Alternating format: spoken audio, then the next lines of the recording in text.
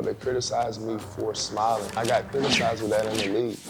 They used to tell me to just bring down the house, close and tight we were, and we was like rivals. And my mom lost 7 children before I was born. The doctors were saying that I was going to be that 8th child that would not make it. They had a whole bunch of people in my church just pray every day, night in and night out. So I just grew up around a lot of love. That summer, I grew all the way to 6'9". What was your biggest purchase? They had this phone that it was gold. This phone was $50,000? The general manager of the team was like, you gotta stop. All right, guys. Thanks for tuning in. Dwight Howard, thank you for coming on the podcast. Thank you for having me. This is awesome. I'm so excited. Came all the way to Atlanta for this, in your house. Yes. But so take me back to the beginning. Pre-NBA, what kind of kid were you growing up? What were your interests? I want to hear everything pre-NBA. Pre-NBA, as a kid, I was probably the silliest kid in the world. I had the most energy. All I did was crack jokes, have a good time, play basketball, and just be a kid. I was your kid's kid. That's all I wanted to do was have fun and play basketball. And I was just so happy to be alive, man. I just enjoyed life. So as a kid, that's all you would see me doing. He's always cracking jokes. He's always having a good time. But, I was just so grateful, for every little thing since a child. And where did that come from? Because some kids are not like that innately. Like, I feel like I was like that as a kid innately. Sometimes it comes from parents, sometimes it comes from siblings. Were you innately like that, or was it your surroundings? I want to say I was innately like that because of how they prayed for me before I came. So with my testimony, my mom lost 7 children before I was born. So the doctors were saying that I was going to be that 8th child that would not make it. So my mom was bedridden for almost 7 months. Oh my goodness. I was a preemie too, so it's crazy. And she just prayed. They had a whole bunch of people from my church just pray every day, night in and night out. So I just grew up around a lot of love. Yeah. I came in the world with love, so it's just been in me since I've been in. Like, I'm just like full of just positive energy. And when did you get into basketball? Was that light in sports? That obviously was just your personality, but did you have drive? Because sometimes I feel like with people, this is true for me, I had a lot of light energy. I was always so happy as a kid, right? But I wasn't driven. Like determined to go, No, I wasn't the killer, and I think that's a misconception because everybody thinks if you're a top athlete, you must be a killer. You gotta, I think you can have both. You gotta, I think the trick is to try to balance both. Like, some people can be mean and aggressive when they're playing, but I can smile and still be aggressive and still do the same things. And that's how I made my mark. As a teenager playing basketball, in middle school playing basketball, I smiled so much, my dad literally got mad at me for smiling on the court. On the court? Yes, he was like, Dwight, you gotta stop smiling. Were you soft with the other players? Were you just I was having so much fun. That's amazing. I was playing great, but it was just, I wanted to smile. And my dad was like, you smiling and playing too much. And so what he ended up doing was trying to make me not smile for a couple games. So I tried it. And I played bad games. I just sucked. And so he came to me and said, you know what, Dwight, after sitting watching you play, you have so much joy and passion about it, and the way you show it is by smiling. So, man, go ahead and smile. And that's what I've been doing ever since. And I got criticized with that in the league. They criticized me for smiling. I had articles written. Why did they think that you weren't authentic, or? They thought that I was playing too much or I wasn't focused enough. And I'm like. But that's your light. That's your joy. Yeah, so basketball was just how I look at it is art, right? Mm-hmm, so sure. if I'm a musician, the way that I show God that I'm thankful is by making beautiful music. I agree. Right? So my art is basketball. If I was an artist, my art would be making pictures and paintings to show the world this is what I see. But I'm showing the world what I see with how I feel and see. With the talent that you've been given. Through my actions. So me smiling is man, all I see is positivity in the world. All I see is happiness and all this stuff. Obviously, I know that there is hate. I know that there's turmoil, all these different things, but I'm choosing not to allow that to be my baseline, like my baseline to be something evil. Like, no, Right. I'm keeping myself in this balance of just peace. It's not about trying to be happy, because happiness is a feeling. It's going to come and go. So I understand with peace, that means it's going to be a lot of long suffering, because you got to get to that place to have peace, and it takes time and it takes experience. I think what you just said is important, and something someone told me once is like happiness comes and goes.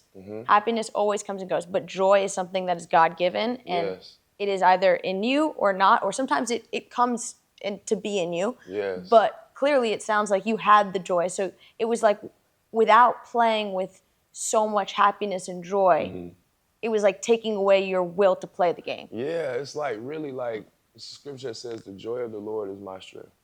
So it's like, really, that was my strength. Like, all my energy and everything came from just my joy. Like, when I'm out there having a good time, I really put it for everyone, confidence. Yeah. Like, confidence doesn't mean cocky. Nope. Confidence means, I'm so confident. Like, and that's how it was because of the gifts that I have been given. It wasn't me being cocky and saying like, yeah, I know I'm the best, blah, blah, blah. But you gotta have that mindset, but you also gotta have the mindset of, I respect my opponent. I respect everyone that I come across. I respect my sport, but I'm gonna dominate when it's my time. And I'm gonna do it my way. Like Kobe had his Mamba mentality. Shaq was the Diesel. Yeah. All these different players had their own. Kevin Garnett they all had their own little like thing to get them going. Mine was a smile. That got me going. A good block, a good smile, a good dunk. Dapping a fan up in the crowd or something like that. That got me going. And in high school, I want to kind of know that joy that you approached the game with. How did your teammates, how did your opponents in high school view that differently from the NBA? Ooh, so Were they like not upset about it? No, or so it's crazy. So in high school, I never talked about going to the NBA. Like Never. to my friends and all that stuff. No, I just wanted to enjoy high school because I knew that once I crossed that stage and they called my name, my life would forever be changed. But it was your goal. It's just you didn't talk about it. I didn't talk about it because what I learned is also like when you're trying to obtain something in life or do something, you don't go and tell everybody what you're doing, because then it's a lot of people that are rooting for it, but it's a lot of people who aren't. So for me, what I did was write my goals down, write the things that I wanted down. I put the vision down from in my head on paper, and I looked at that every day. I put it on my wall above my bed next to my cross, and that was symbolizing the fact that to get this, I have to sacrifice. I have to give up myself in order to obtain these goals. And that was the representation that I looked at every day. Like, all right, I want to go to the NBA, be the #1 pick, be the best player in the draft. I got to sacrifice. Always. You know what I'm saying? So that was my mindset, and it worked out. But I didn't have to do it with, a grimace on my face. You know what I'm saying? Because also I grew up watching so much basketball and going to the Hawks games that I used to sit all the way at the top. And I remember being at the top. I've never sat at the bottom at this point, being a little kid. Never sat at the bottom. They call them the nosebleed section. Yeah, for sure. And I'm like, man, like, I wonder what it'd be like to be on that court, and I'm gonna be there. And I met one NBA player, and I was like, I'm gonna be in the NBA. You told him that? Yeah. Who was it? His name was Chris. Oh man. Was he on the Hawks? He was on the Hawks. I don't know why. I just forgot his last name. How did you run into him? Because after the game, they allowed the kids from the Faith and Family Night to come down and take pictures by the court and stuff like that. And so, he just. And you told him, I'm going to be in the NBA one day. Yeah, and then he, like, brushed it off, and then I told him I'd dunk on him. And I actually got to the NBA and dunked on him. What a full circle moment. That's insane. That's a crazy story. I couldn't wait. And he was still playing for the Atlanta Hawks at that time? For the Hawks, yes. Holy, and who were you playing it with at that time? Orlando Magic. Just got oh into my the league. Gosh. Yep. It was, it's like, really, people got to understand words and what you say have so much power. They do. And so I willed myself to the NBA by not only my discipline and hard work, but the words that I spoke and the conviction that I spoke it with. Like, I'm going to the NBA. I'm going to be the #1 pick. And everything happened. And it seems like I said, like your motives were not because you were doing it for self-fulfillment. And that's what's so important is when you're driven by joy and when you're driven by the fact of, I want to do this because I want to work hard and I know that this is my talent, this is my God-given talent that I can show the world. When you have that, it takes you so much further than saying, I just want to be the best because I want to crush everybody. Yeah, I literally never even said, I said that I want to be the greatest because God has told me that I am great. So I want to walk in whatever I'm doing, I want to walk in greatness. If my purpose is basketball for a season, Yeah. then I'm going to be the greatest basketball player I could be.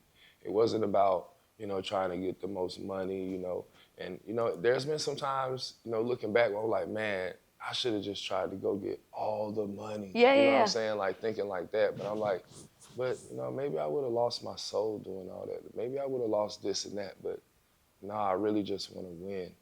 And if winning doesn't get me there, then it maybe wasn't meant for me to have it. So I'll find another way to get it. That's an interesting point that you just said about, what in this season of my life, maybe it's basketball. Did you ever have the outlook, because I have this outlook all the time, did you ever have the outlook that maybe basketball isn't my purpose, but whatever it is, I'm going to follow God through that path as much as possible? Because for me, I'm always like, maybe golf isn't what I was supposed to do. I'm going to try my best at it. I'm going to do the best I can.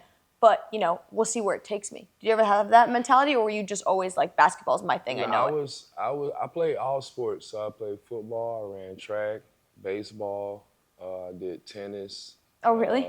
Yeah, I love playing the different sports. I think it's good for kids to play different sports so they can really figure out which one that, that they want to go. And also it helps their bodies with injuries and stuff like that. So because I played multiple sports, my body was used to the contact and the different movements that could happen in all these different sports that as I got older, I would mimic more in basketball. So it was good that I decided to want to play these different sports because it really helped me out and understanding the flow of the game and all these different things. So I was happy about that. Growing up, basketball was always still my #1, and I wasn't tall. I wasn't very tall. You're tall when I now. started. Yeah, I grew. It's a crazy story. I broke my leg, and I was 5'9". And, Oh, really? When? At what age? 15. And Okay. then that summer, I grew all the way to 6'9". What? With a broken leg. What did the doctors say? I mean, they couldn't believe it because when I first broke it, they just was like, well, you'll be okay. Just put you in a cast, and, we'll see you about 8 weeks. And so I got home. I was like, man, it's still hurting. And for a couple of days, I was like, Mom, it's still bothering me. Like, it shouldn't feel like this. So we went back to the doctor. They said, you got to have surgery. And they had to put 2 screws in my growth plate, which is crazy. Yeah. Like, my growth plate out of all things. Yeah. And so while I'm sitting there, trying to heal up, sad because I'm thinking that my whole life is over with. I won't be able to go to the NBA. As I'm just sitting there, I'm just getting taller and taller. My clothes are getting shorter and shorter and shorter. Yeah, everybody was seeing me. Like, every time we would go to church on Sundays, people would just be like, Dwight, it just looked like... Were you sleeping a lot, or like... I was sleeping a lot, and then there was this old school show called White Shadow that was on ESPN back in the day. It was a basketball show. It's called White Shadow. I used to just sit and watch that and just dream about what would happen if I went to the NBA.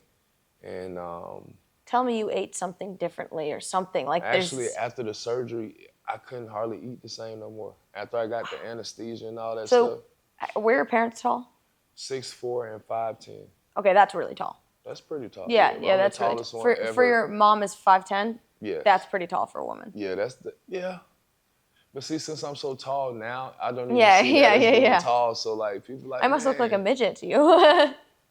You are vertically challenged. No, for I, sure. I know I am. Trust me. you, I know I am. You're like the same height as the golf club. Yeah, A exactly. driver. No, I posted a video yesterday on Facebook, and my bag is It's genuinely the size of same. me. That is crazy. And it got like 10 million views, and people are just commenting, "How old is this girl?" Because her bag is literally the same height as her. It was so embarrassing. I love it. I love it so much that like people when I'm a big in reading the Bible and trying to have an understanding, and there's a part in the scriptures that talks about God giving everyone different gifts for His glory.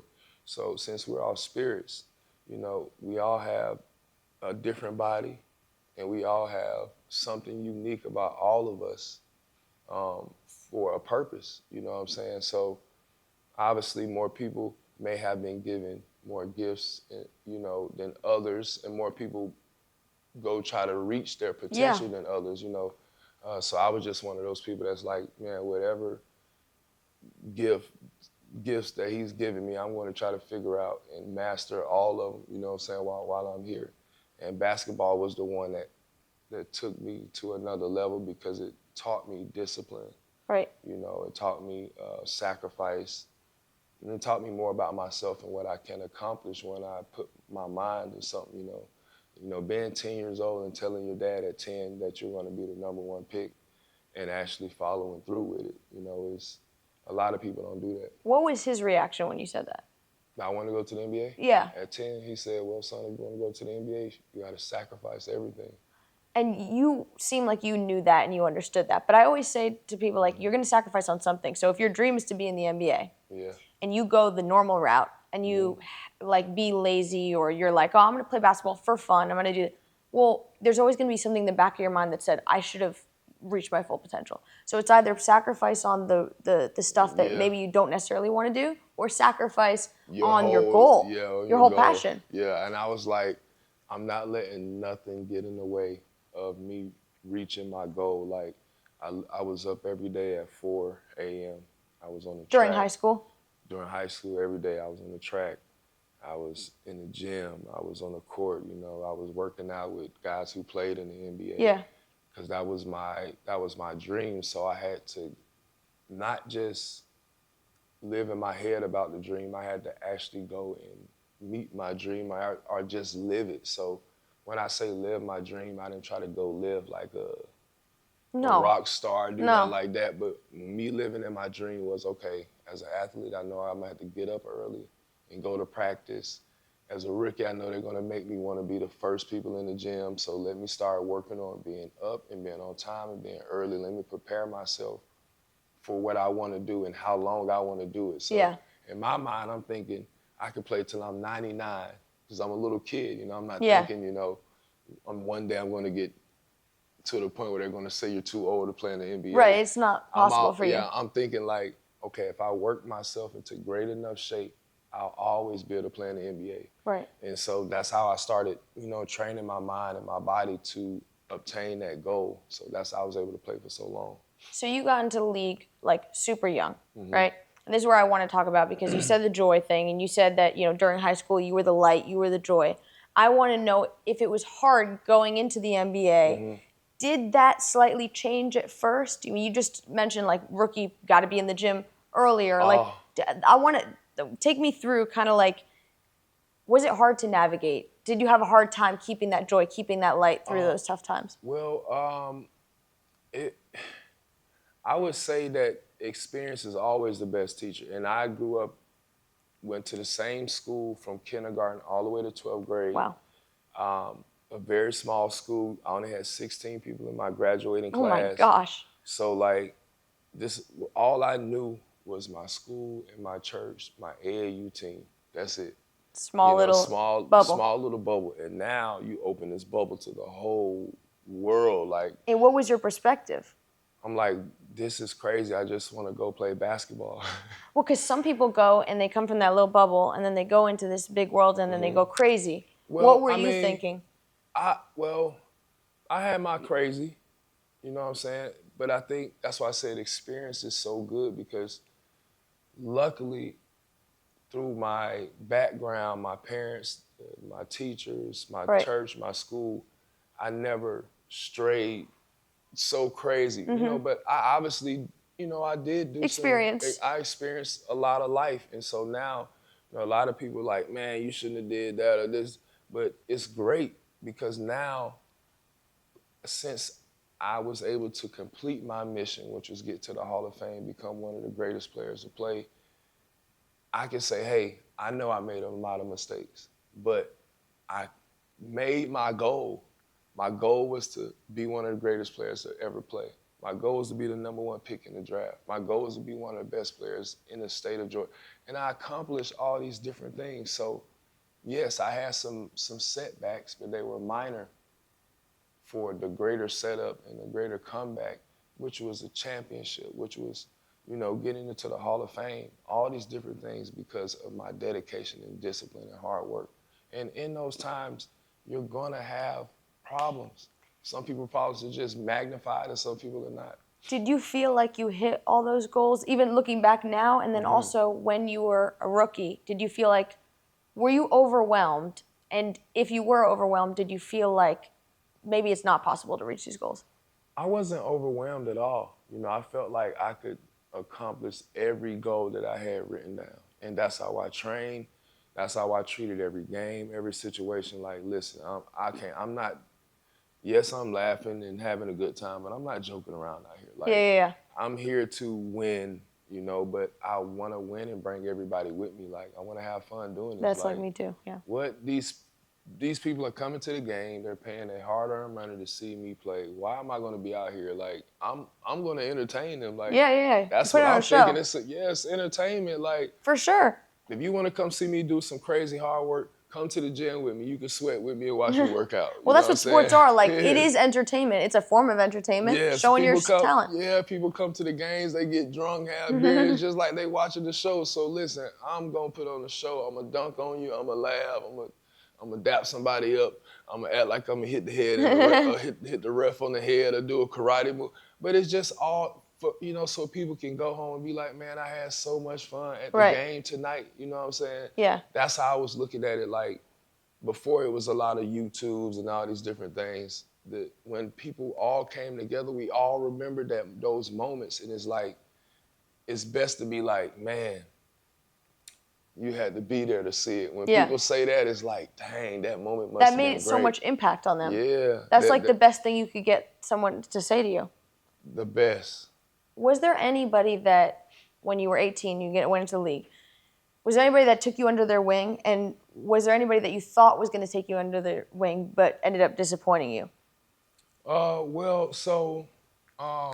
had most of all my teammates in Orlando because they were a lot older than me. Yeah. And I relied on them heavily because I didn't know too much. I didn't know about finance. I didn't know, you know, really how to do nothing but hoop. You know what I'm saying? But now they're asking me to be the face of a franchise and all these different things. And I'm like, you know, this is, in high school it's different. You know, you can be the face of your high school team and all these different things. But now this is like worldwide. You know, everyone is knowing. So it's like, it's crazy. I never looked at it as pressure. I just said, man, this is my time to like show like how thankful and grateful I am to be hooping. So I'm finna go hard. Like, literally, like, I tried to dunk the ball so hard every time. I tried to like block everybody's shot so hard. But you wanted to put on a show. You really did. Yeah, I wanted people to literally leave the game like so excited and pumped up that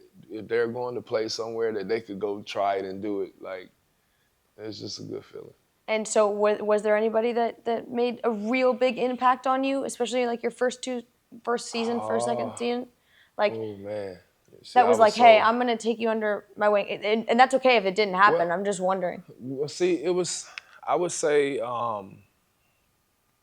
when I was a lot younger, I played against a lot of the centers that were like, you know, Shaq and, you know, stuff like that. And they were playing. And so I just felt like during that time of competition, like, I'm trying to beat him, he's trying to beat me. So I don't know how I could be asking, you know, him for advice or anything like that. But I would say one person who, you know, we had such a close friendship off the court, but we battled on the court and it was so much fun, was Chris Bosh. Really? And people would get upset, you know, how close and tight we were. And we was like rivals, you know what I'm saying? But it was respect. but it was so much respect because, you know, he brought out the best of me and he was older than me.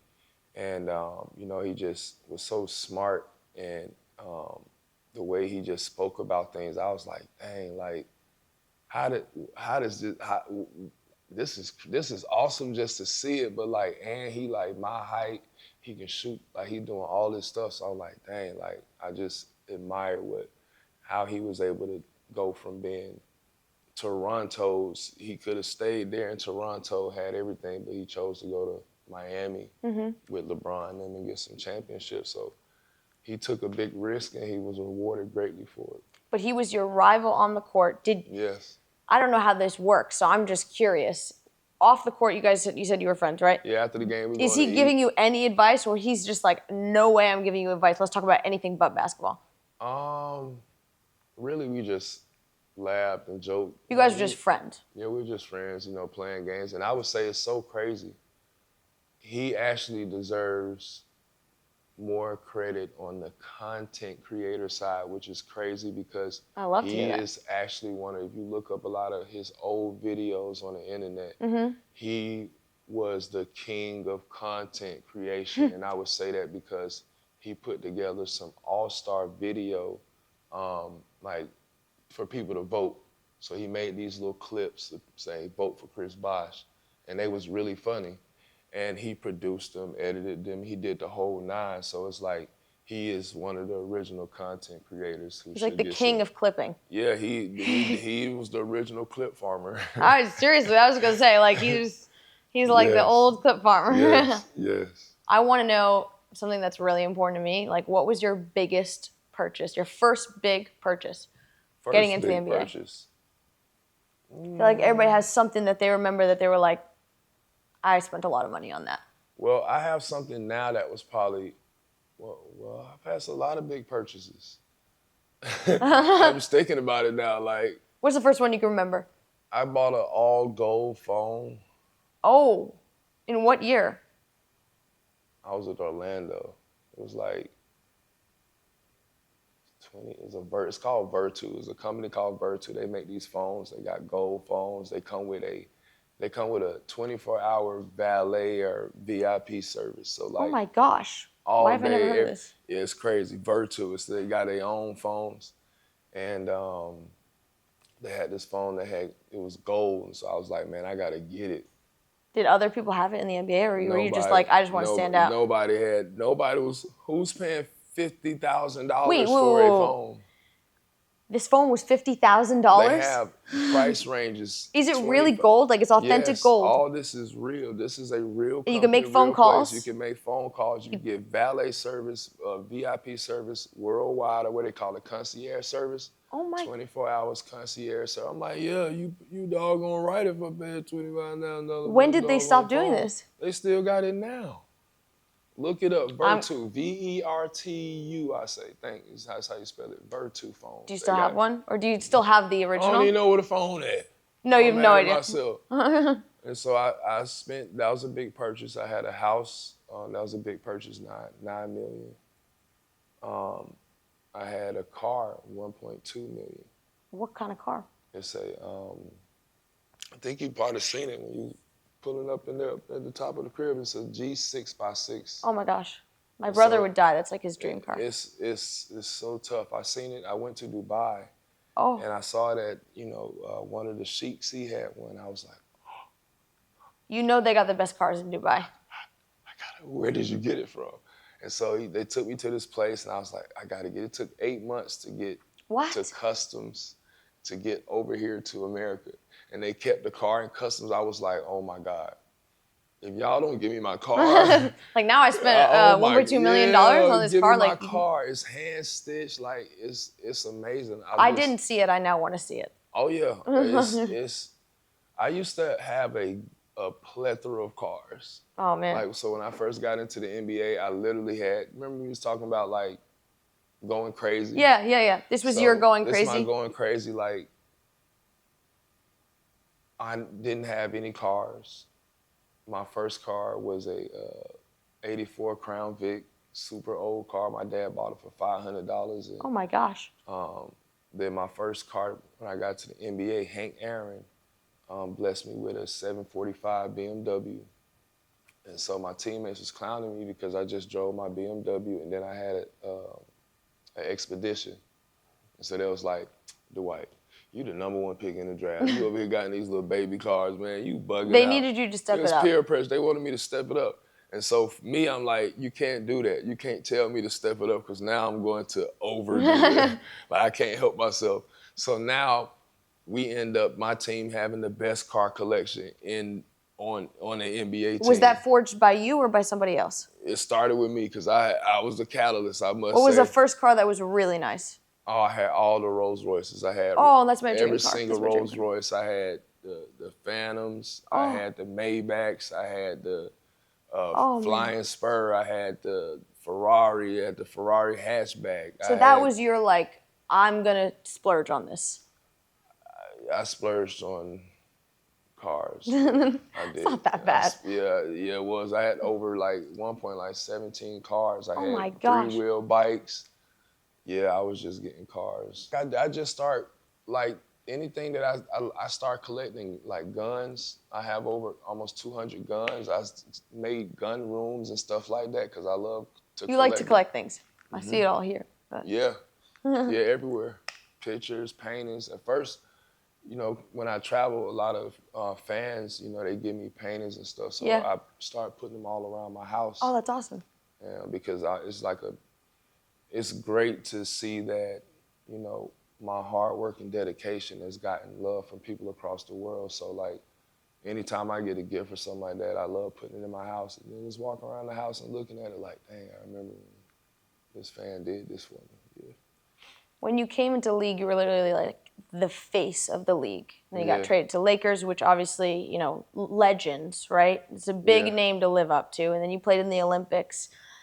Explain the weight of these expectations. I mean, you said before you didn't have very much pressure, much nerves, but like when you get to the Lakers, does it step up a little bit from the Orlando Magic, or do you still have that same mentality? I had that same mentality, but I just, like, see, my thought process was no matter what team I'm on, we have a chance to win the championship. And I felt like, and we're not going to lose any games. I just felt like you got to have that attitude because if you come in thinking like, so we might not beat them, we know they're going to be tough. It's never going to happen. Obviously, you know that there's going to be tough games. But in my mind, it was a lot of my teammates. You know, Trevor Ariza was one of them. He used to always, man, we going 82-0. Ain't nobody can beat us. Mm-hmm. And, you know, that's the mindset that we had, and it worked for us. But I just did it with a smile on my face. I love that. That's just what people want to look up to, too. Like, people want to see, we talk about the show, like, people want to see the show. They want to see the smile. They want to see the, like, if it's pressure, turn that pressure into, like, this is exciting. But you see, know? I would say, well, I would get nervous before games, but nervous in the point of, like, I want to do so good tonight. Mm-hmm. Like, I want to make sure that my game is so awesome that they go home happy. You know what I'm saying? I don't want to disappoint the team. And so, you know, that was just a mentality that I had even from the young age of coming into the NBA. And I had to realize that now I'm playing with older men. Mm-hmm. And my jumpy energy, they didn't really get along with it at first. But did you shake it up? Did they start to adapt to it? Yeah, we started having so much fun. I remember we had this thing in Orlando called the Magic Show. And the Magic Show is what we did before every game.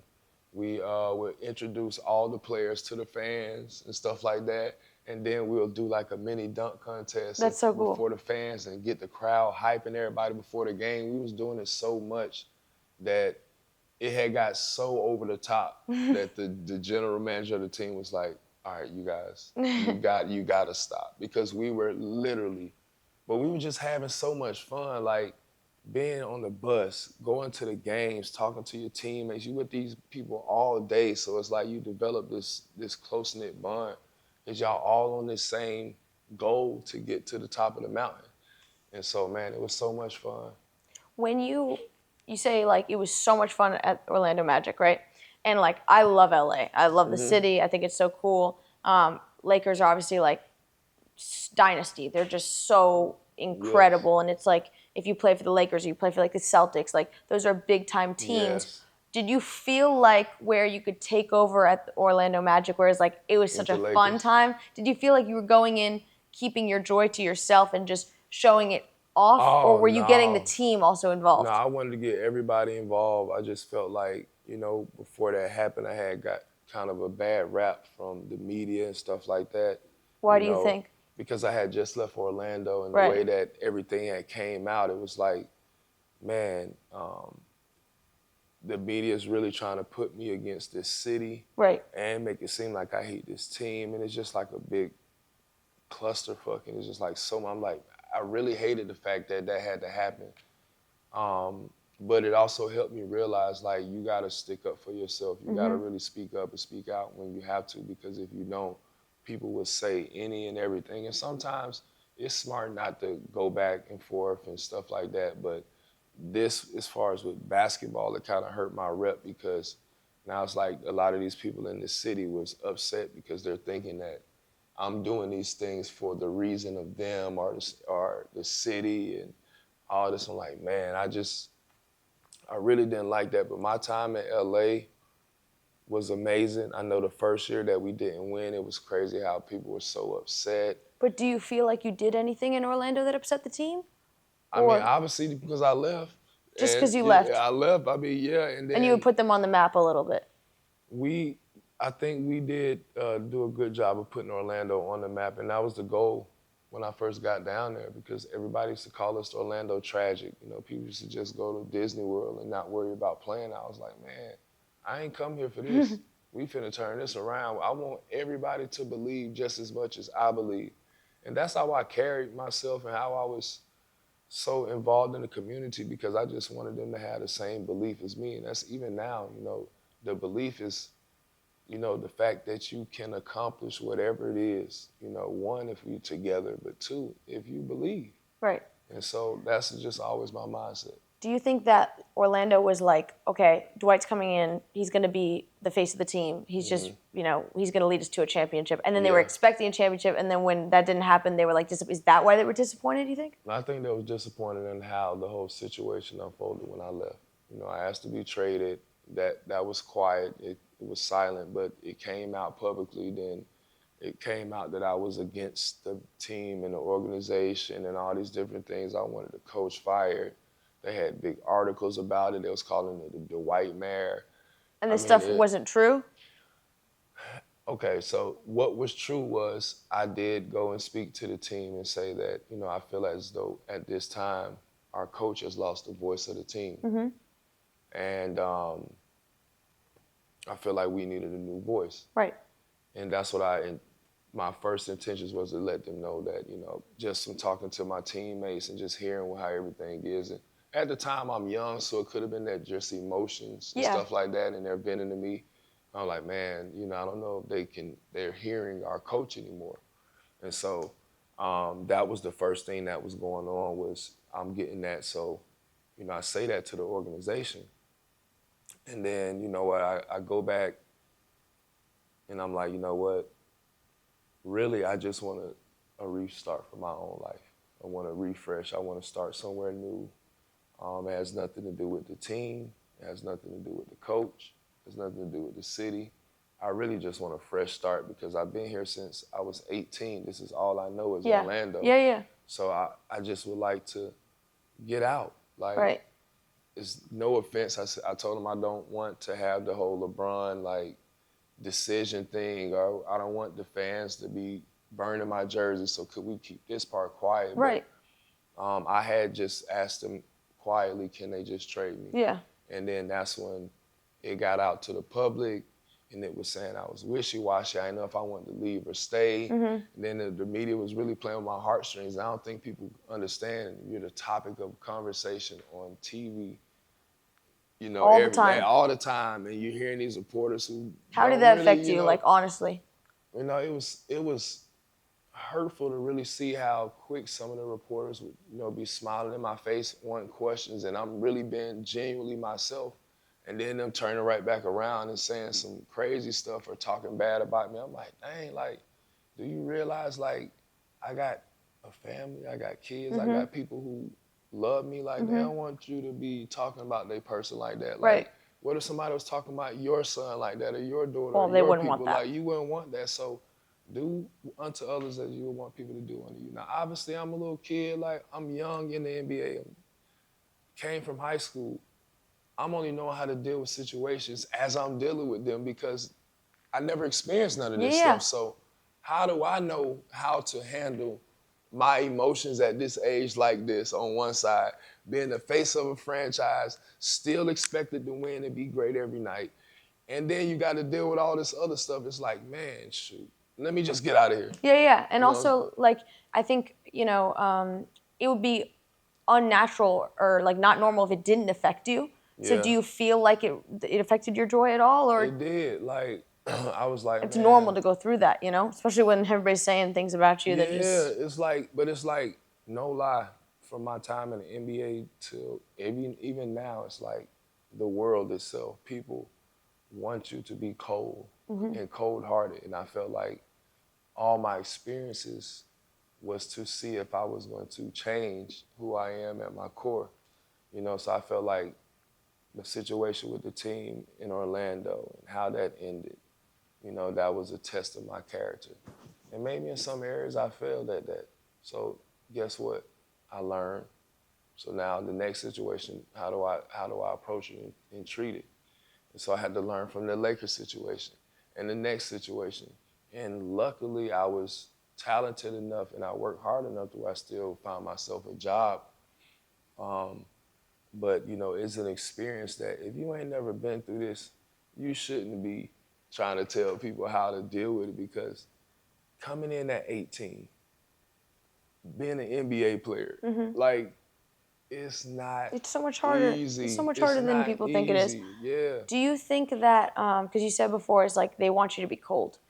They want the athletes. This is something I've experienced where it's like I feel like everybody wants to see a show. Yes, they Yeah. want to see a show. They want you to be happy, but they also want you to be a cold-blooded killer. That's not in my nature at all. Yeah, it's not everybody's nature. And do you think that they try and flip the script to get the hero to be a cold-blooded killer, and that because that sells more?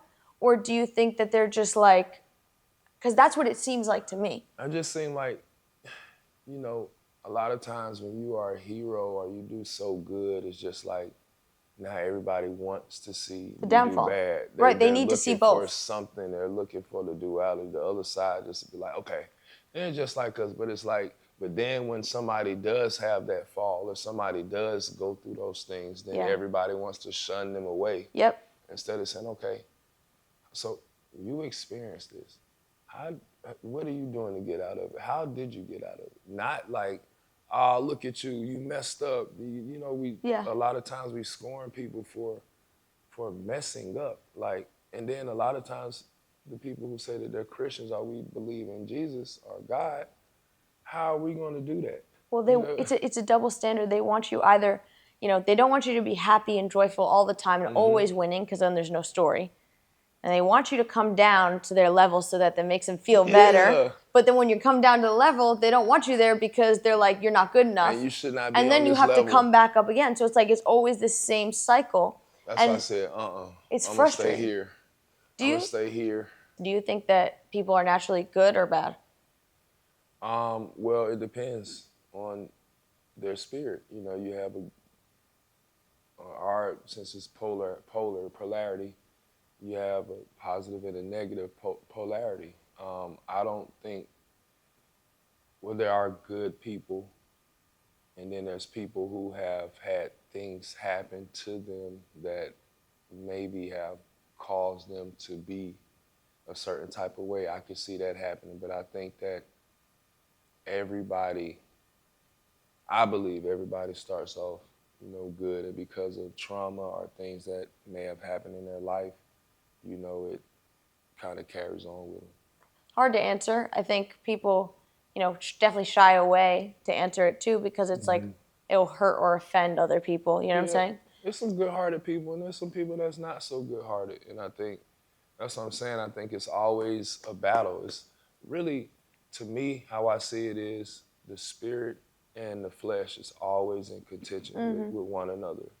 the spirit is always wanting good or always wanting the positive, and the flesh is wanting what flesh wants. It's like a carnivore, like Yeah. a meat eater. So then do you think that, like, you know, without the Holy Spirit, and you just said like the flesh is they just wants evil so badly. So if you don't have the Holy Spirit, it's like that evil is eating away at you. Or even before you feel like you're saved or you're a child of God, then it's like it's coming at you. Do you feel like that is where do you feel like though that's when you can distinguish the bad people from the good people, is when they don't have that and they just only have that flesh eating at them, or no? But see, I think everybody is a child of God, you know, and it's in our scriptures. We are all gods and children of the Most High. So we're all children of God. Sometimes we choose to be children of disobedience, you know, and there's still grace and there's still repentance salvation for the person who repent. So obviously, all of us have sinned and come short of the glory of God. For sure. Being that, none of us are perfect. The sun is going to shine right now on the good and the bad. God is not a respecter of persons. He's not going to say, well, this person's good, so I want to keep them alive, and this person's bad, so I'm going to hurt them. No, God is a spirit. You know what I'm saying? So that we try to personify that, and that's not cool. You know, we try to personify this spirit, but you know, God is not. That sun, that moon, the rain, the snow, hell is going to shine on the good person, and it's going to shine on the bad person, regardless. You know what I'm saying? And I think for us, we just always looking at that duality. We're always trying to get to the other side. I noticed the WWE belt here. Well, first of all, I want to hear I want to hear the story of, like, how did you get that? I think this is from John Cena, or I have a Oh my number gosh. from him. So when I was in Orlando, I think they have their wrestling center in Orlando, but a lot of the wrestlers would always be coming to the games. Yeah, for sure. I would just go crazy because I used to watch wrestling You so like much wrestling? as a kid. Yes. I actually, rest in peace to Hulk Hogan. I did the Hulk Hogan leg drop on my brother. Oh my gosh. When we was I was probably 12, I think.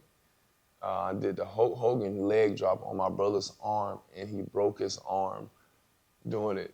So after that, we had to really start wrestling. Then when I got a little bit older, we started doing the RKO. Oh my Out gosh. of nowhere, the people at school. And then we had one kid at our school, his name was Philip Powell. And he used to hit people with the diamond, they call it this diamond Dallas Page. He had a move, the diamond cutter. And he used to go and tap people on their shoulder when they'll look around, like let's say he tapped somebody on this side, and as soon as they look, he'd just hit them. Oh. Bow, just drop down on it. And, oh my God.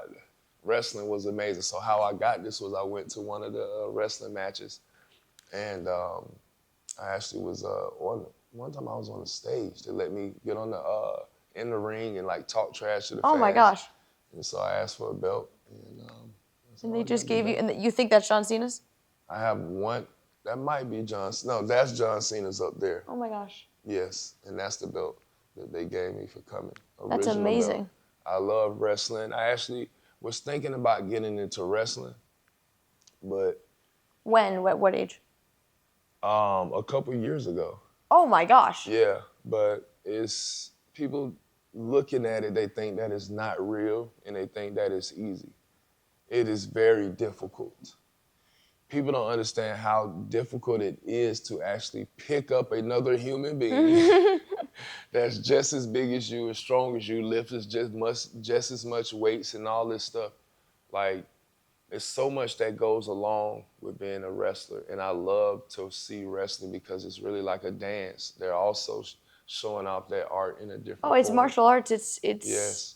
Martial arts are crazy. I just tried to pick up boxing, and wow, I'm horrible. You don't like it? No, I love it. Oh. I'm just awful. See, I just don't have a practice, talent. See, the way the the way that you are with your consistency and hard work, if you did boxing every day just like you, Yes. because I know somebody who did it and they're so fire now. Really? This guy I know, his name is Jonathan. He's on we follow each other on Instagram. He actually came here and we trained together for boxing. So he used to play basketball. He's from Belgium. Okay. And they used to play basketball. He tore both of his Achilles. Oh no. So while he was in the wheelchair, he started boxing. He started learning how to use. So one day he just did a jab 100 times until he got the jab right. Wow. Then the next day he did a hook. Then he did an uppercut. Each day he did 100 of each day.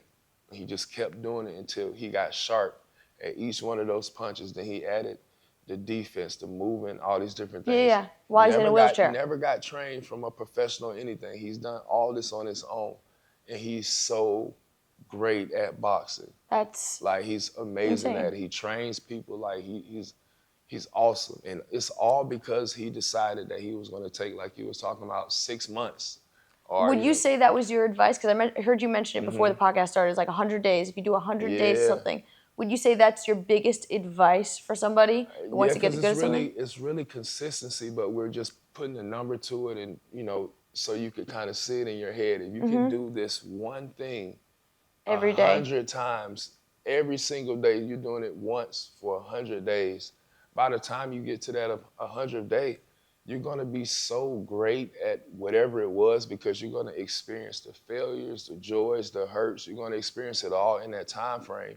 And then you're going to realize, okay, this is how I do it. And now you're going to take that same attitude with this and do it with everything else. And so that's how you elevate. And I think it's also important, like you said, he just was like jab, jab, jab 100 times.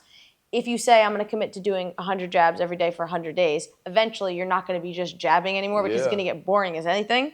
And you're going to say, how can I challenge myself? I've perfected this. Now let me go to a hook. Now let me go. The board is good. And it's the same thing with everything. Like you were eventually, if you just start with this, it will evolve to something else and you'll get really good at it. And that's the whole goal is evolution, especially, our adaptation, in the world that we live in the sports that we live in and all that stuff. And even with technology, if you don't adapt and grow with the times and technology, then you can get left behind. So it's the same thing in the different sports, the different avenues of life you want to go in. You got to always be able to adapt, because the world itself is changing, is growing. So if you're not going to change and grow with it. Yeah. Also, like going back to kind of like what you're saying with WWE and people saying it's fake or whatever, do you think that, especially with media that we were talking about before, do you think that the NBA tries to create good guys and bad guys in any way possible? Like, no, it's not fake, but do you think that they separate the two? I just think that with sports in general, everybody has a story. And I think that that's how the media and the reporters, from my point of view, that's how they keep up the news and the times with each and every player. Like Allen Iverson, what he's known for, that he has his story. LeBron has his story. Yeah. Kobe, his story. All these players, we all have, it's like we have our storyline that fits into the larger script of life and in the game. But remember, everything in life is already written. Yeah. It's already written, you know what I'm saying? So we're just going through these different stages. So when they say it's scripted, scripted as not far even as, scripted, but do you think that they try and, even forget about the NBA, do you think that the media tries to portray good guys and bad guys? Of course. Yeah. Propaganda. And do you think the NBA does that a little bit too, or no? I don't know if they do it purposely, but I think they do it by what we would call them, the numbers. So if maybe a player's numbers are really high, they're going to keep making showing more them stories and stuff like that, and keep making sure this person gets seen on their stations, because it's going to add value to them. And if it's a person that's lower in their value, they're probably going to show them less and try to boot them out silently. You know what I'm saying? So I mean, but again, that's the nature of the business and the beast that we're in. Like, if you want to get into a company or you want to get into something that is heavily involved in a lot of money and politics Yeah. and a lot of people, it's going to be some bad things and some good things, and Yeah. you just got to be able to accept it. And it's very hard because a lot of times people say that it's just business, it's not personal. Well, it is. But like, I don't know how people can say that, because when I'm doing my business, it's personal to me. Right, Like, because you I'm also giving live it. everything You I live got. it, This right. is all me. This is personal. Yeah. So, no. Now, what I would probably understand them saying, well, since this is my business, this is nothing personal against you. Yeah. But for this business, we want to move in a different direction. And that's so hard to hear for anyone. Yeah, because you put your life, you put your soul into it. Yeah. It is personal, because if it really matters to you, then like for me with social media, like I live and breathe this every single day. This is all I think about. So it's like, yeah, it's personal. If you're gonna attack my, you have to let it brush off of you sometimes. But Yeah. when you're like, oh, we're just gonna separate, which, it's nothing personal. It's not you. Well, no, it is me, because it's my product. That's why it's always crazy to me, but it's like, it is personal. It is business. So since I'm taking this personal, you should too, in the fact of we're going to give 110%. So now, if you don't do your job, then yeah, okay, this part is business. I'm going to remove myself or remove you from the business because you're not personally putting in the effort that I am. So maybe we need to go separate ways. Yeah. I want to know what the rawest, realist explanation of the NBA is. Like, what is something that people don't know? One thing that nobody talks about. Well, it's crazy because when people ask me, like, how do I get to the NBA? And I'd be like, you don't want to go. Why not? It's one of the hardest sacrifices you got to make in your life. And, you miss a lot by trying to become great.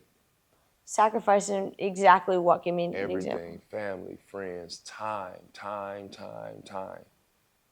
is the biggest thing. We don't get time. But you look back on it and you still think it's worth it. To obtain the success, it was worth it. But if I had to do it again, dang, I wouldn't want to miss out on family and friends, like with family and being with my kids Right. at all their events, or, seeing them, or like all these different things. Like, I wish I could have been there, but hey, I chose this life for one. So 2, I got to live it all the way out. Yeah. And then 3 is like, man, like, I wanted to be great. I wanted to reach this level of greatness. So I knew that with that being said, it was going to mean I had to sacrifice all the things that everybody want to do. Like, shoot, if I wasn't playing, I would want to go out all the time and have a good time and be with my friends and do this. But no, I had to sacrifice that lifestyle, these things, in order to win. And it is a lot, because you're giving up a lot. It's an energy exchange. I'm not going to ask you if you do it all over again, but I'm going to ask you if you went back to your high school self and told your high school self everything that happened, would you think that that younger version of you would want to still do it? Yeah. Yeah? I would still do it because, again, experience is the best teacher. And if I was to teach someone or help someone, how could I help them if I had no experience? Like, what are you going to learn from me? Right, that's true. So, like, what am I going to tell you? Like, you just going to be looking at me like, how would you know? You ain't never did it. Like, it's crazy to me. Like, it's like me saying, oh, man, a woman having a period ain't nothing. Right, but you've never experienced it, so it's like... It, and I'm like, well, hold up, but can't talk I read about it. Right. I know all the information on it, so how do you know? Well, because you never experienced it. So I've experienced the NBA. I've experienced the ups, the downs, and it's very rewarding. I feel very honored and blessed to have played in the NBA, to be one of the legends, all these different things. I'm honored with that. I just know that See, I think a lot of kids and everyone they're chasing this one thing One to be in the NBA. It ain't that many slots. It's point not that zero many zero zero slots. 1%. Yes, it's hard to make it to the NBA. And so I don't want kids and people to be so discouraged that if they don't make it to this place, that means that they don't have a life. You know, because I've seen a lot of people, oh man, I didn't make it to the NBA, man. My dream's over with. No, it's not. This you playing was probably to tell you, hey, if you use this same mind that you're using to say you're playing in the NBA, do it for something else. Yep. Don't just sit and fall off because you're mad that this one thing didn't work out, Right. but it worked out for somebody else. Again, all of us have something that we're all great at. And we have to be able to be a star in that role. Like, it happens for teams, it happens for organizations. Like, I was on a team where they wanted me to score and do everything. That was my role. Yeah. But I was going to be a star in that. I was on a team where they just wanted me to rebound. But okay, I'm going to be the best rebounder. I'm going to look so good rebound. I'm going to get rebounds and stick my leg out. One-hand rebounds. I'm going to be a star in my role. That means I'm not trying to think about all the stars. Things don't go always the way that you want. Yeah, but think about all the stars in the galaxy. There's so many stars. They ain't worried about another star's light because they shining on their own. Right. We all got our own light to shine. And guess what? There's some planets that's bigger than others. You know what I'm saying? And if you don't make it to the NBA, then that maybe it's not your path. Like that, you kind of have to accept it, even though it may be your passion. It doesn't mean that there's not something else waiting for you.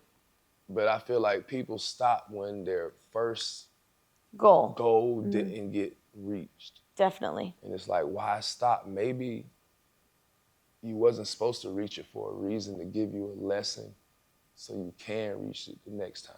What's something that you maybe thought you were going to reach as a goal, but you didn't?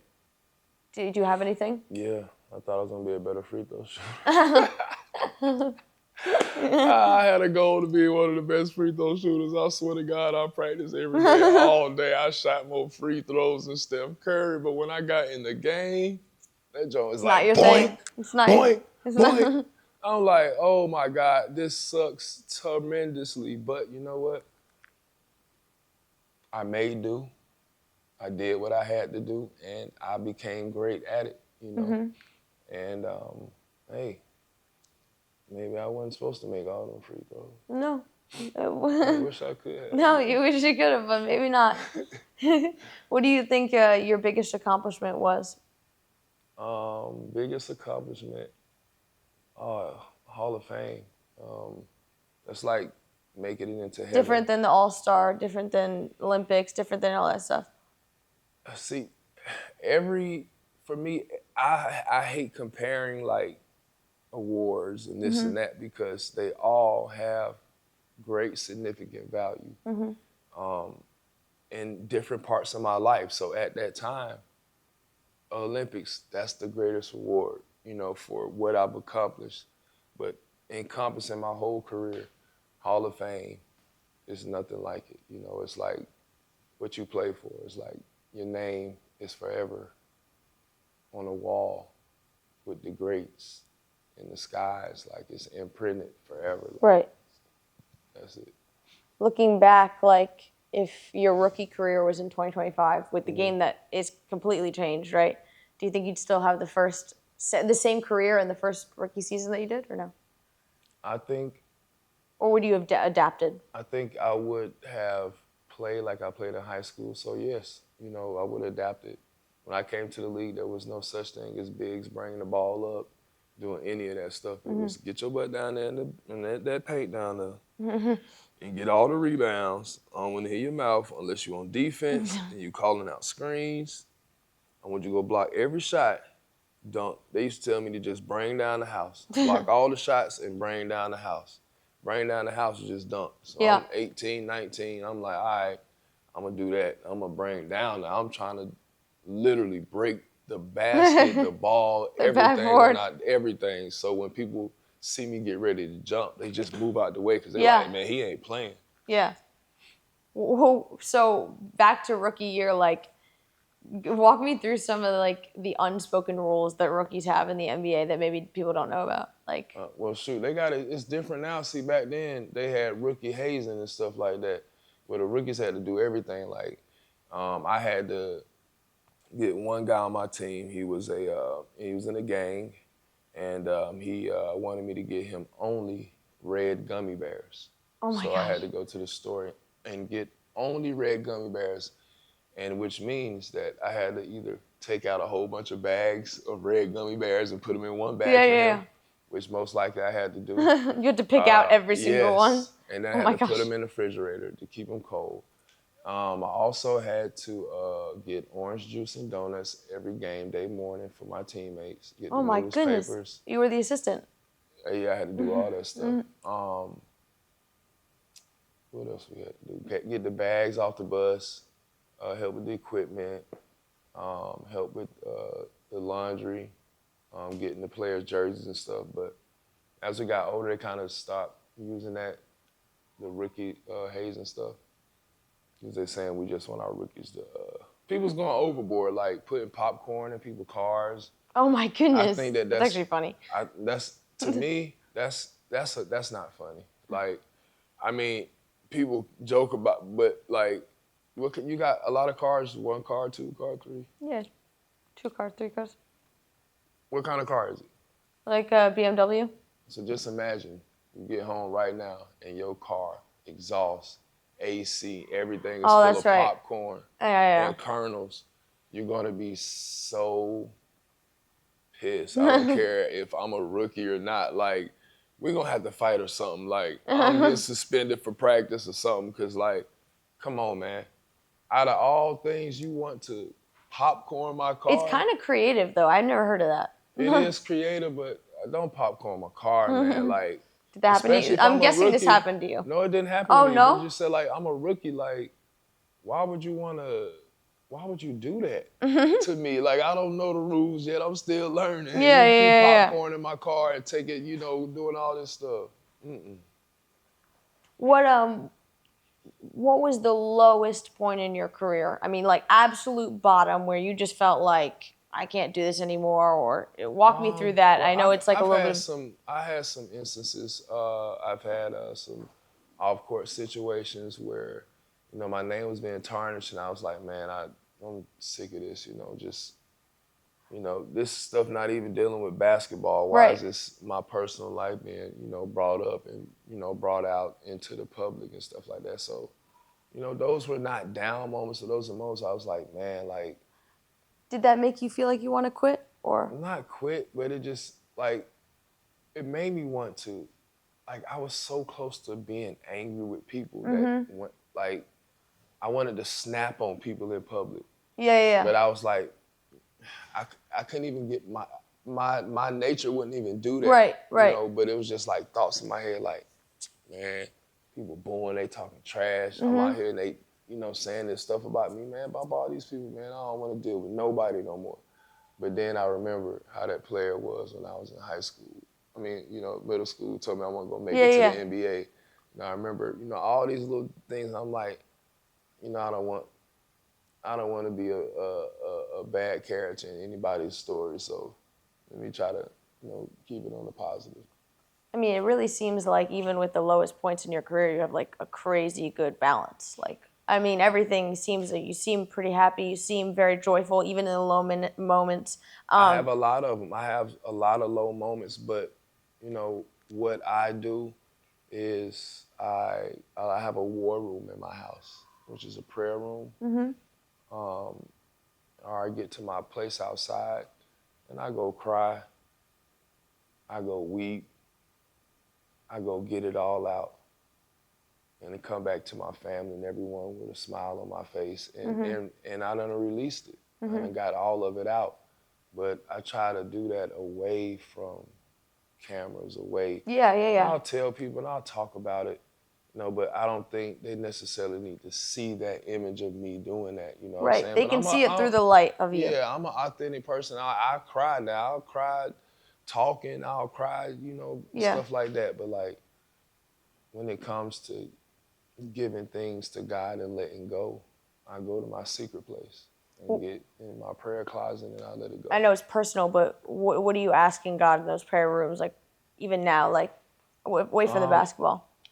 One, I ask God to just forgive and pray for anyone who has said or, you know, done any evil thing against me. I always pray for the protection of, you know, my kids' mothers, and my mom and dad while they're away from the house. I always pray for my kids as they leave to go to and from school, their time in school.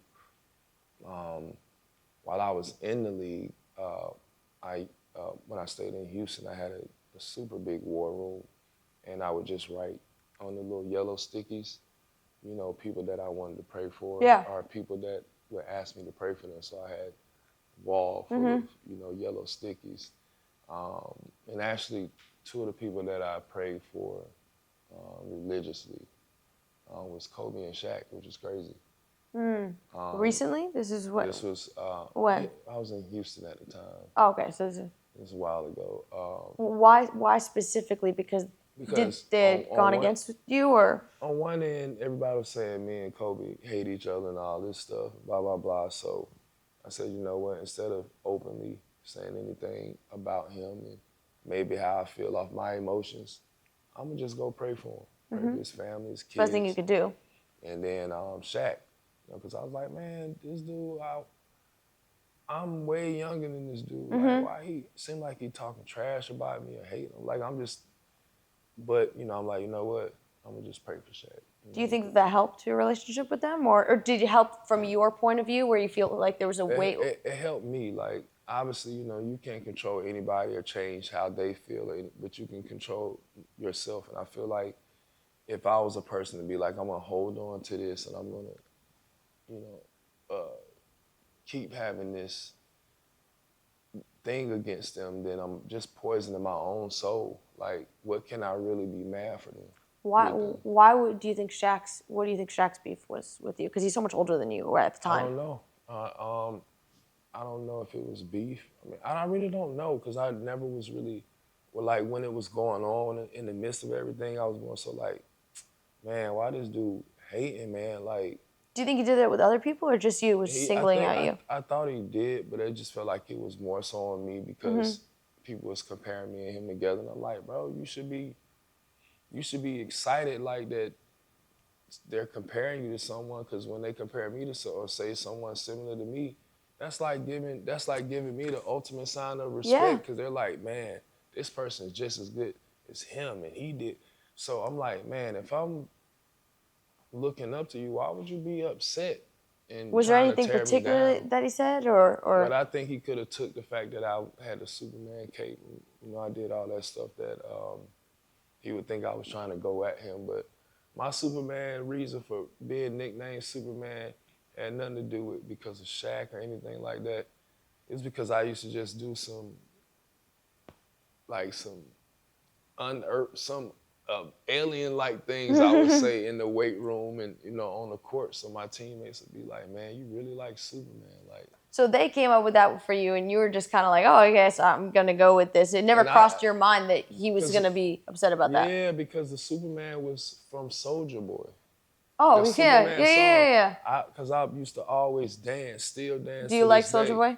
I used to listen to his music. That's where it came from. I used to do the Superman all the time. Maybe because Shaq's older, he doesn't realize that reference. He probably did. It kind of disappointed me, because now, see, fans take what older players say like their word is they bond. So if you got this player talking about another player in a negative way, now their fans are going to be like, well, then maybe he is right. Yeah. It's like, hold up, that's not fair, because you're not out there playing. Everybody can look at a screen and say, well, he should have went. They can pause the screen and say, well, he should have did that and that. But if you ain't playing, if you're not out there full speed, how you going to know? You know what I'm saying? I'm on the same page with you with that, because the same thing with me is like, even, you know, I'm pretty young for what I do, and it's like, whenever I feel like, even if we may be the same age, but if they've been in the game longer, you know, or they are older than me, they've just been in the game older, people will always take their word because they want to believe them. They have a stronger attachment to them. And it's like, you want to be able to say the truth, to tell the truth, but it's just better to let it go. Gotta let it go, just like on Frozen. Let it go, let it go. It's true though. You got to get it off your You chest. gotta let it go. I mean, I want to just ask you quickly, like, you know, with Kobe, like, I guess beef is not even the right word, but like, again, what do you think his thing, because there was obviously some tension there. What do you think his thing with you was? I think it was communication. I think it was also, you know, him being a much older guy. I'm a younger guy. You know, we just wasn't, I mean, we just didn't spend a lot of time. I mean, 1 year isn't really enough to really like build if you're trying to, you know, get there. And we had 1 year together and people expected so much. And when it didn't happen, and I felt like I got all the blame put on me. And I'm like, bro, I came back from back surgery. I had a torn labrum the whole season. People who normally get torn labrums, you know what they do? Oh, they're out. They're out. It's not. They don't play. They don't play. No way. I played a whole season with a torn labrum in my shoulder. Who does that? Because you had the drive and the Because will I'm and like, determination. I'm not getting off this court. I'm trying to win with Kobe Bryant. So people can You looked shut up to him up. at some point, I or looked no? up to him, but I'm like, first he was a competitor. So I'm looking at him like I want to destroy him because Yeah. he was On the opposite team. But now that we teams, it's over with. Ain't nobody gonna stop us. That was my mindset. You know what I'm saying? But I don't think we really took, you know. Did he time not to- look at it that way, or? I don't know. We didn't take that much time. You know, we could say we wish we did and stuff like that, but we didn't. You know, I didn't give it time on my end. I don't think he gave it time on his end. Yeah. That's tough. I mean, I feel like communication is so important, right? And if he's not, and it can come from both sides, but you both have different expectations of what's going to happen. Like, who knows what his expectation of having you on the team was, and you know what yours is, but you can only know your side, you know? And really, I was just like, man, you know, he's a little bit older than me. You know, maybe what he's expecting and looking for in a player, a teammate, maybe I'm a little different. But then you start looking at yourself like, I'm the problem, or I must be different. Whereas I didn't look at myself as a problem. I was just like, man, maybe, you know, it's hard to have two alpha males on a team. You know what I'm saying? And I felt like I was just coming from a team where I was the man and he was the man on the Lakers. And he's like, it's hard to put that together. You ain't finna come to the Lakers and take over. And in my mindset, I'm like, I'm not trying to come over here and take over. I want to win with you because what? Do you know how big this would be if we win? You know, that was my mind. But, you know, maybe I could have approached, maybe I could have, you know, just looking back on like maybe there's things I could have did better. Maybe there's things he could have did better, organization-wise, all these different things. But we didn't give ourselves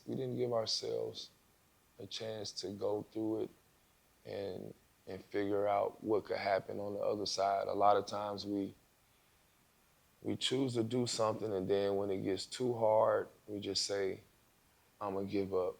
Take me back to the moment where you had, I'm sure, you were optimistic about the situation with Kobe. You're going into it and you're like, maybe we can really make this happen. And take me back to that moment where you said, clearly this is not gonna work.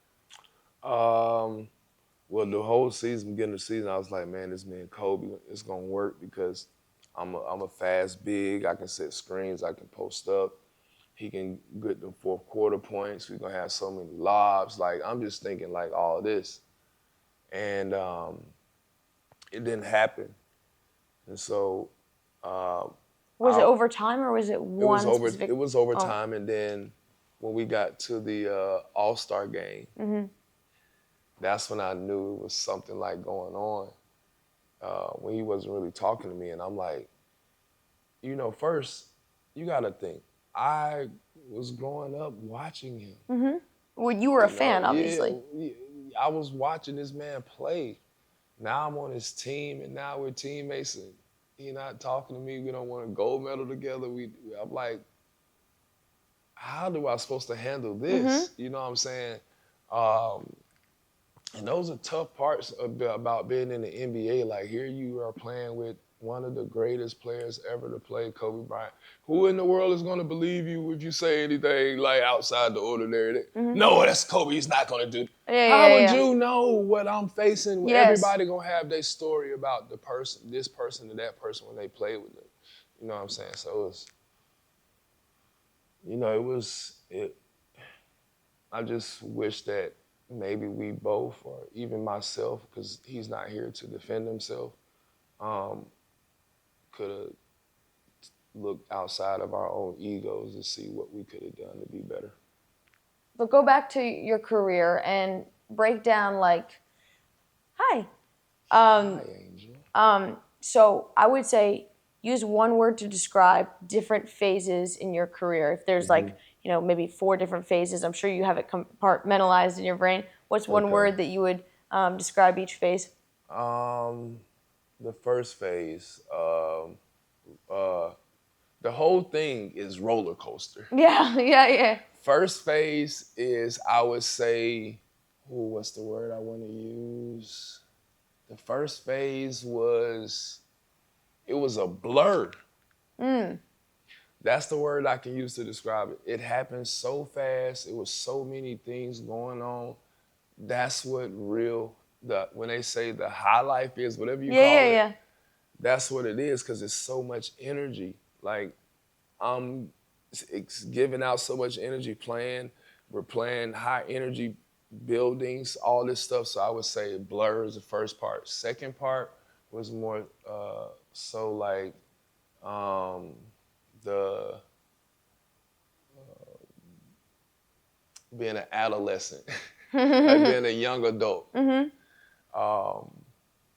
Third part, when I got to like Atlanta and all that stuff, I would say experimental stages. And then the last part would be the rewarding. And that would be at the the end. championship Yeah. in 2020, and then going to Taiwan and playing for the fans in Dubai, and then getting the Hall of Fame. So I would say rewarding. After the fame, after the career, and the controversy that you've been through, like, who is Dwight Howard today? How would you explain yourself? I know it's hard to sometimes give a summary about I yourself, always but tell people, don't explain yourself. Let people see who you are. But no, I am him. oh, that's gonna be a good clip. Him, H-I-M. No, but I am Hall of Fame. Everything is great. I am great. That's me. Greatness. I am great. And I'm loved. That's all that matters. Do you think that more controversy surrounds you more than other NBA players or more than other athletes? And if so, why? I think, athletes and, all of us have our different controversies that we go through. I feel like I have been one of the most polarizing athletes, and I think that's because of I could say I'm polarizing, I could be a menace on the court, and I can smile as well too. So, ooh, that was a good one. Yeah, I mean, I think that so you do think that there's kind of everybody's a little bit of a target, Oh but yeah, well, you're a target once you cross that just when you're stage. an athlete at that high level, it's just really, it's tough. What does faith mean to you, and how does it play a role in your life, and how has it changed over the years? Because obviously you've grown up with a strong faith. You mentioned that, but how has it developed over time? The great thing about when people say faith, I grew up, in Christianity, believing Yep. in the Christian faith. When I got to the NBA, I started to do a lot of researching and learning and being open to want to learn. And I did that by traveling. And I literally traveled everywhere, just searching And you for wanted answers. to learn more cultures or learn more religions? I wanted to learn about more different religions, because what I found out is that there's 4,200 religions, and there's over 35,000 different Christian denominations. So I'm like, man, if it's How do I know it's the right one? Not the right one, but since it's so much, obviously there has to be some truth in a lot of this stuff. Let me dig deeper and see, my origin, to see, if it makes sense to me, if it's the truth for me. And, there was years with, things happening, and I'm like, man, I'm practicing hard, I'm not winning, and I'm mad at, God, because I'm thinking that it's his fault, and so, that's where my faith was being tested, and there was times where I'm like, man, God, where are you? And this is while you're still soul searching? I'm still playing. This is while things is going on, stuff is happening, good stuff, bad stuff. I'm in the news, on blogs, and I'm at home like, God, why are you doing this to me? Or where are you? God, where are you? Mm-hmm. And, every time you say, Dwight, I've never left you, nor will I forsake you. But the teacher is always quiet during the test.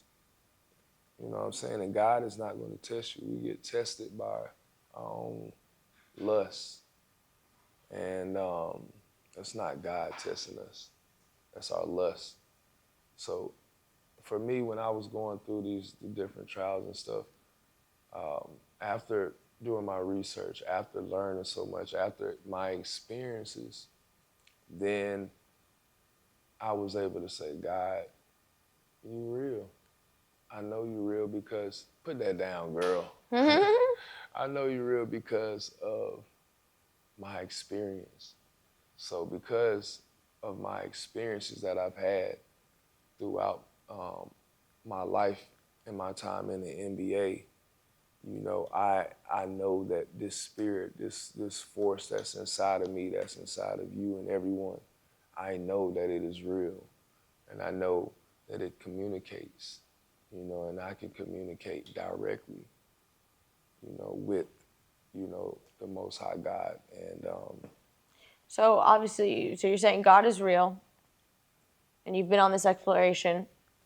Who is God to you? What is, people are going to ask, okay, well, what is God? Is God a force? Is God this? God is a spirit. That's what our Bible says. God is a spirit.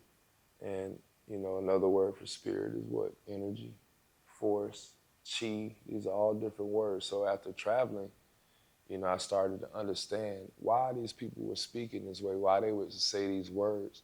And I'm like, okay, maybe a lot of this stuff, the wording is the same. The belief, all this stuff, but we have different names. We have these different things, going over to Asia and the Taiwan, and going to the temples and, hearing them talk about why they say, oh, this is the God for this and this is the God for that. And so I said, oh, okay. Now for us, we say these are the different names of God. We call God Jehovah Jireh, Jehovah Rapha, all these different things. God will provide, God will do this, God will protect, El Shaddai, all these different names for this spirit.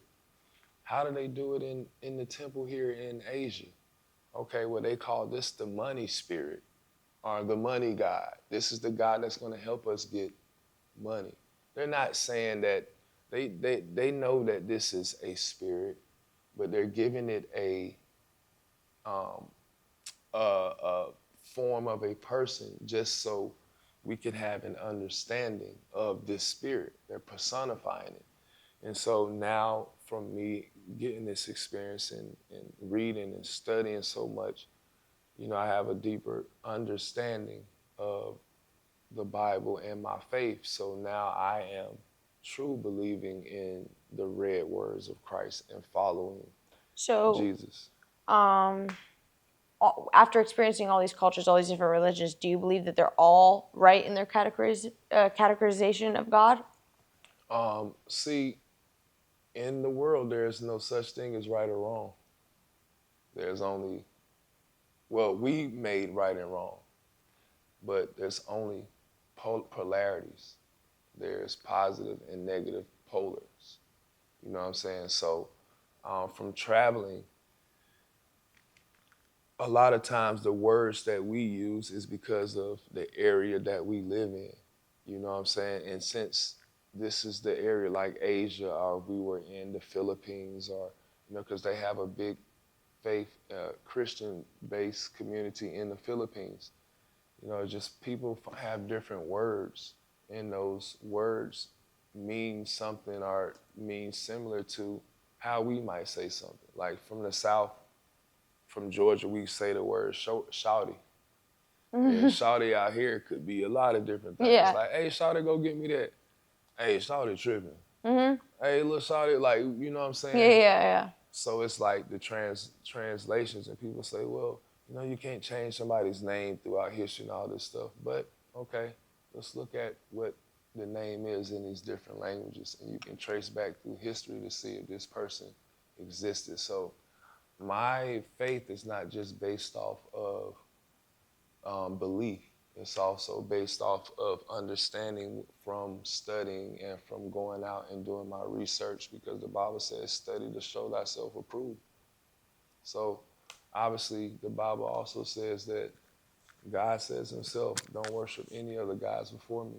Mm-hmm. So he's telling you right there that there are other gods. There are other people that are idols that worship other gods and other spirits, but have no God before me. I always want to know this, like, how do you categorize, or how do you differentiate a true Christian? Because we come in we come in contact with a lot of Christians, especially in sports. I think there's a lot of Christians. What is there something? Is there something, one thing that stands out to you, or are there different characteristics that stand out to you? For me, I can't look at nobody and judge them based off anything that they're doing. You know, that's not what I'm supposed to do. My job is to love them and understand that we are in the dispensation of grace. You know, so everyone right now has grace. And it's not my job to judge or say, hey, you shouldn't do this. Now, obviously, if somebody's doing something that I feel may personally hurt them, then obviously I might say something to them, but not in a judgmental way. You know, hey, you know, I see that you've been down in a lot of alcohol, man. Like, I really don't think that's good for your body. Mm-hmm. I wouldn't try to come at them in a way of, hey, God says you're going to be bad if you do Yeah, this, yeah, because yeah. that will push them away. So, you know, I don't look at people and say, he's not a real Christian, he's not this, because that'll make me a hypocrite. You know what I'm saying? That would make me a foul person to do that. You know, I wouldn't be a person to be like, oh man, this person's over here doing that. Like, he bad, he evil. That's not fair, you know what I'm saying? So that's just not who I am. And I don't think us as believers should do that, because Jesus did not do that himself. He didn't ridicule the sinners. He didn't say to all the sinners, you're a sinner and you suck and I hate you. Well, we're all sinners. Yeah, he all said we all have sinned and come short of the glory of God. So I'm going to show you the way. And, you know, he wasn't showing us how to ridicule people. He was showing us the way. Something that's important topic to me is, like, you know, I feel like Christianity today, it's like this new movement, right? Mm-hmm. And it's very prosperity, it's very no struggles, you know, God's going to take care of you, which he is, but, you know, Christ loves you, you know what I'm saying? Very comforting, very easy surface level kind of things without having to open your Bible, you know? And I've watched a lot of your podcasts, I see the headlines. Do you think that the true Christian walk is an invitation for criticism? Because it says in the Bible, you know, we are going to be criticized, right? Mm-hmm. Because we are telling the truth. Well, we getting credit. Well, see, we supposed to spread the gospel. And a lot of times the stuff that we are supposed to be doing, we don't do it because we're trying to make people live how we want them to live. And that's not what it is. All of us have a purpose on earth, you know, and, you know, because of that, we have to make sure that my goal is to help you reach your purpose. your goal would be to help me reach my purpose. But we've gotten to this place where everybody's condemning people. You know what I'm saying? If we're supposed to be in the church of Christ, then we should be lifting each other up. And it was times in the NBA during my career where I was super hurt by hearing, like, I don't know if you ever heard of Fellowship of Christian Athletes. Is a big program, and I heard some kids talking about how one of the people were talking about, don't be like Dwight because he messed up and he did this and that and you shouldn't do that. And it was very hurting to see that I would be used as an example of a mistake, and that we do that. We just use mistakes and say, well, this person made a mistake, so that means God don't love him or God had to do this for him to wake up. No, all of us have to go through a process of becoming a mature person. Man or female, it says in the Bible, as a child, we spoke, we did things as a child, but when we became a man, we put those childish things away. It takes time, it takes experience, and we get judged based off the fact that we're in the NBA and we're supposed to have a whole bunch of money, which means that comes with maturity. That means it comes with, what's the word I want to use? Emotional intelligence. They think that it means it comes with all this stuff. And they also think that because we have all this money and we are fame and we pronounce that we're Christians, that we're not going to make a mistake. And see, that's the trick of the enemy. The enemy wants to use somebody's mistake or problem to say, well, see, God is not real, or this is not real, or they didn't really believe. No, it's what you do after the mistake. The Bible talks about a just man failing and getting back up. Yeah. He failed and got back up. That's how you get perfected. The Bible talks about perfect people. Did you know that? Yeah. Do you know some perfect people in the Bible? Does everybody say it's only one perfect person? It's only one. No, that's not what our Bible say. Who? Our Bible says somebody else that was perfect. Who? Like who? Noah. I'm sorry, Job. The Wow. Bible says that Job was an upright and perfect man. And so when we hear the word perfect, we think that means somebody who's never failed, never did anything. That's not what this word means. We try to turn that perfection.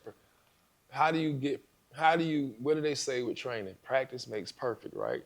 What is practice? It's experience.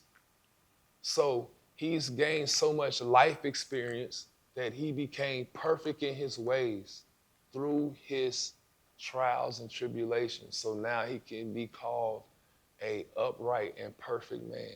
And this is Job. Job, go look up the story of Job in Job 1. It talks about him being upright and perfect. For people who think that I'm just saying stuff, you can fact check it. But also it talks about him being one of the richest men. He had a plethora of wealth, all these different things, so, and what happened with him? Well, he was absolutely, the devil came to God and said, I want to test Job. I want to take everything away from him. God said, go ahead, because I know that I know that he will come back to me.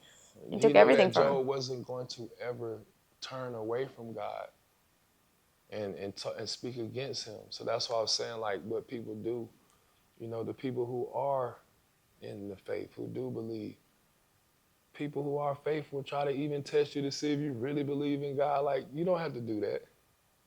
Pray, sincerely pray, and that's the one thing that, really it can hurt. It has hurt me before, when things have happened to me in the NBA. And then let's say a pastor or a prophet or somebody might be like, oh man, I heard about what Dwight did on this or that. And I'm like, you ain't even heard from me, but now you are telling all of your followers or all these people that Mr. Howard is supposed to be a man of God, and look what he did. Hold up. You should reach out to that person. Yeah. Yeah. Hey, brother. Get their story. I see that, not even to get their story. A lot of times when I've seen friends and NBA people that I know have gone through stuff, I don't want the story. I just want to know if you okay. If you good, I don't want you to have to relive the story and tell it to me like you had to tell it to this person and that person, because I don't want to have to do it. Because that'll make you go crazy. You on the phone in the morning talking to your mom about it. Mama, man, this happened. Then you talking to your daddy. Yeah, Then yeah. everybody want to know the same story. So it's like, nah, I'm good. Yeah. Just ask if I'm okay. the person's You okay. You need a hug. You need some love. Yeah. That, like, one thing that even kills me, people want me to, they're like talking about Kobe and the situation and, all that stuff. And I'm like, you know how hard it is to really talk about Kobe stories and this, that. This man was my teammate. Yeah, it's and hard he for you. passed away. It's very I hard. don't want to keep reliving that in No. my head. So it's not like I'm saying, like, I got that has to rest in our minds, because we haven't seen too many players die. No. That we know, you know what I'm saying? Like, so it's like to see one that everybody know. I'm thinking this man is like Batman, you know what I'm saying? Yeah. And for him to be gone, like, it could be a little scary for us. Right. I had a teammate who died at 39, one of my old Magic teammates. As soon as I turned 38, I'm like, so, yeah, it's crazy.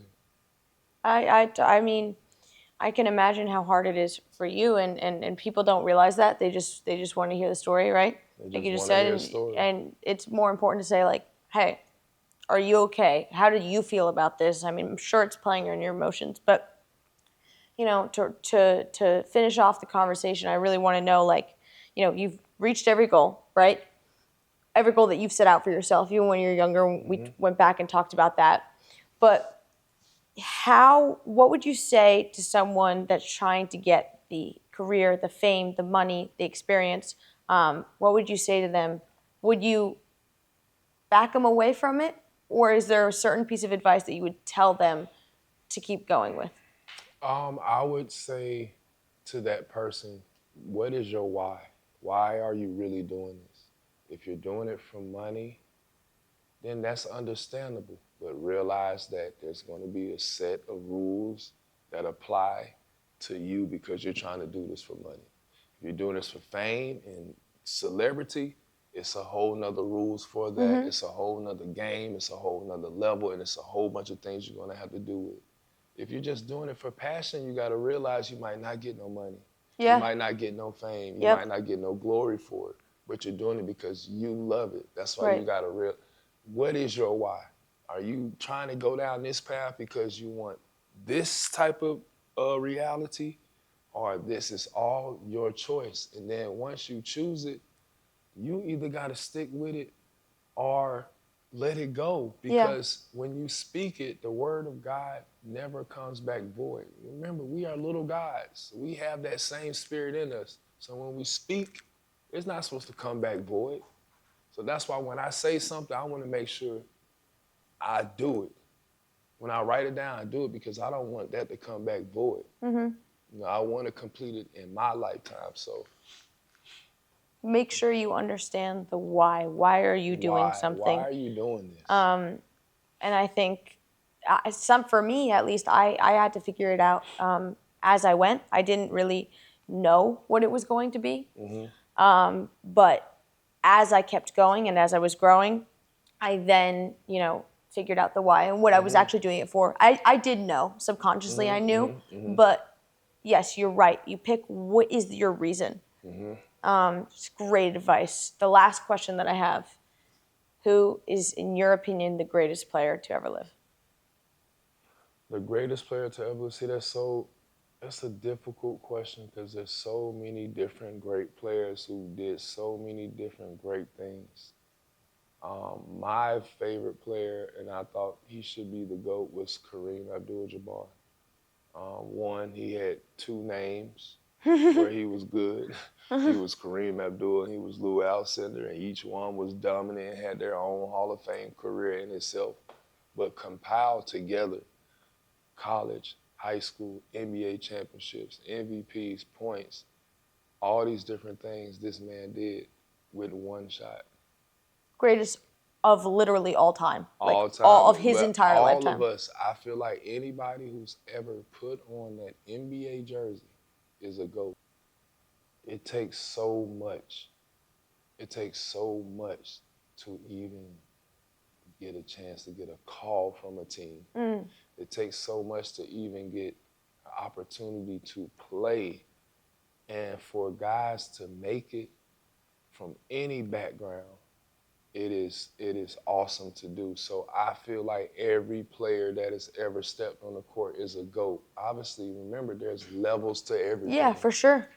But all of us are GOATs, man, because it's only 450 every year that play that's in the NBA, 450. And it's 0.1% make it from that to being a star. And it gets further down the rabbit hole as you go up the list in rankings. So, man, everybody that played in the NBA is a GOAT. Now, the GOATiest of all the GOATs, I'm going to have to go with Kareem Abdul-Jabbar. It's a hot take. He's the GOATiest of the GOATs. And then we got to go with that bald head man from where he from? Where Michael Jordan from? One of them places from North Carolina. How did I forget that? Why do I not know that? I thought he was from New Jersey. Move real. But my GOAT is I gotta go with Jesus. Most important. He the GOAT. You know, the person that resurrected, died and came back. Well, it was so great having you on the podcast. I really appreciate it. Thank you so much for coming on. It was an incredible conversation. And if you guys want to check out Dwight's podcast, I'm going to put it linked in the description so you can go hear more from him. But thank you so much for coming on. Thank you for having me.